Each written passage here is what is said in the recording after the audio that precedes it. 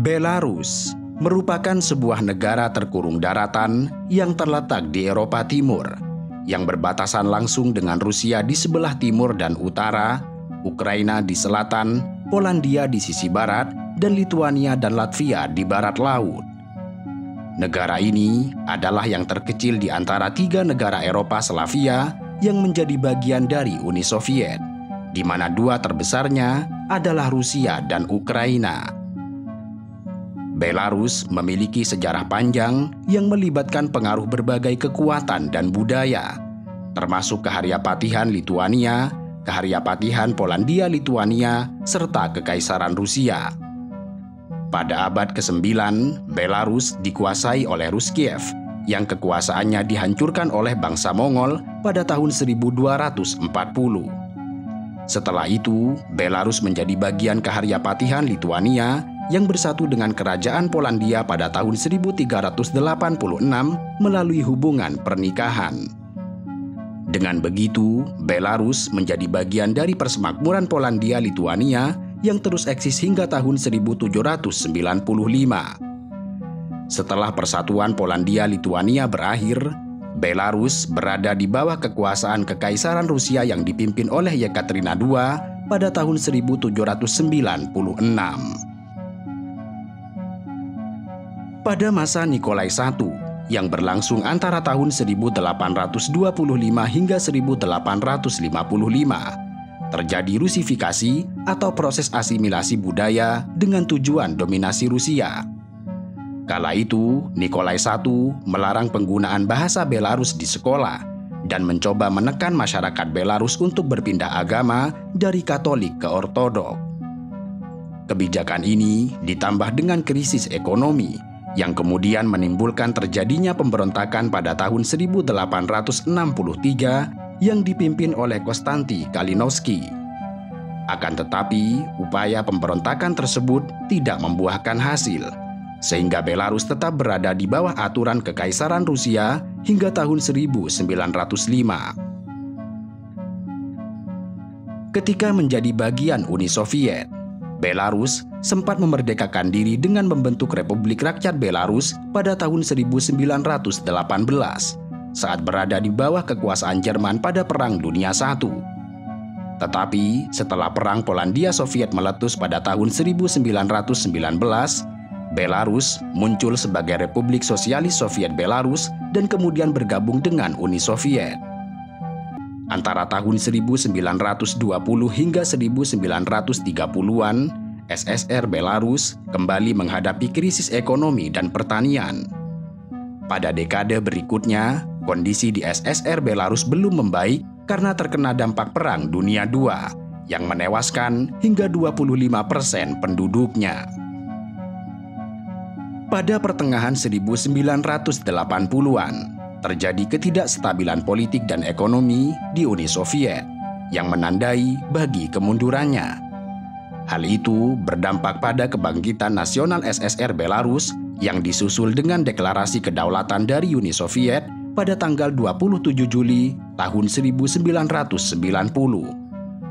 Dengan dukungan Partai Komunis, nama negara ini kemudian diubah menjadi Republik Belarus pada tanggal 25 Agustus tahun 1991.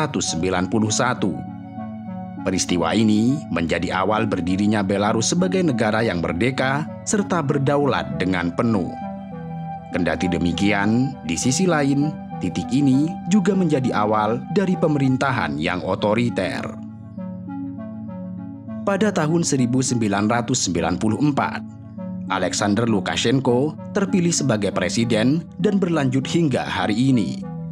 Lukashenko menjadi pemimpin terlama di Eropa. Dia terpilih sebagai presiden dalam pemilihan yang dianggap tidak adil oleh banyak pengamat internasional. Dia telah memenangkan banyak pemilihan presiden, namun banyak pihak yang menuding adanya kecurangan dalam pemilihan tersebut. Lukashenko memiliki kontrol yang kuat atas pemerintahan, media, serta aparat keamanan. Di bawah pemerintahan Lukashenko, Belarus sering digambarkan sebagai kediktatoran terakhir di Eropa oleh beberapa media, politisi, dan penulis karena pemerintahannya yang otoriter. Belarus memiliki catatan hak asasi manusia yang sangat buruk. Kebebasan berekspresi, berkumpul dan berserikat dibatasi. Sementara itu, para aktivis oposisi dan kritikus pemerintah seringkali diintimidasi, ditangkap, serta dipenjara. Lukashenko sering mengatakan bahwa dirinya telah memimpin suatu negara dengan kebijaksanaan dan telah memberikan stabilitas politik dan ekonomi di tengah kondisi sulit. Kendati demikian, banyak orang yang sebaliknya merasa bahwa pemerintahan Lukashenko merupakan pemerintahan yang otoriter dan bekas Uni Soviet. Mereka berpendapat bahwa Lukashenko sering menindas oposisi politik dan media independen. Selain itu, dia juga sering membuat kebijakan yang merugikan rakyat, seperti menaikkan pajak dan memberlakukan biaya tambahan untuk transportasi umum. Dalam beberapa tahun terakhir, situasi di Belarus telah banyak diperdebatkan. Pada tahun 2020, Presiden Lukashenko kembali terpilih dalam pemilihan yang diduga banyak kecurangan. Hal ini mengakibatkan terjadinya protes besar-besaran di seluruh negara. Dan untuk mengatasi semua itu, Lukashenko mengambil tindakan tegas terhadap para pengunjuk rasa, termasuk menggunakan kekuatan militer untuk membubarkan protes, menangkap banyak orang, dan menjatuhkan hukuman berat. Padahal, berdasarkan konstitusi tahun 1994, Presiden Belarusia hanya dapat menjabat selama 2 periode. Sebuah undang-undang baru yang mencirikan republik sebagai negara sosial yang demokratis dan menjamin berbagai hak dan kebebasan mulai berlaku di Belarus pada Maret tahun 1994. Ini didasarkan pada pemisahan kekuasaan legislatif, eksekutif, dan yudikatif. Hanya saja, setelah referendum pada tahun 1996, konstitusi tersebut direvisi untuk memperluas kekuasaan presiden. Kemudian, pada tahun 2004, terjadi perubahan konstitusi yang menghilangkan batas masa jabatan presiden di Belarus. Sehingga Presiden Alexander Lukashenko yang terpilih untuk menjabat pada tahun 1994 mendapat hak untuk memperpanjang masa jabatannya. Di samping itu, konstitusi yang diamandemen juga sangat mengurangi kekuasaan parlemen. Belarus memiliki hubungan yang ketat dengan Rusia, yang juga dikenal sebagai negara otoriter.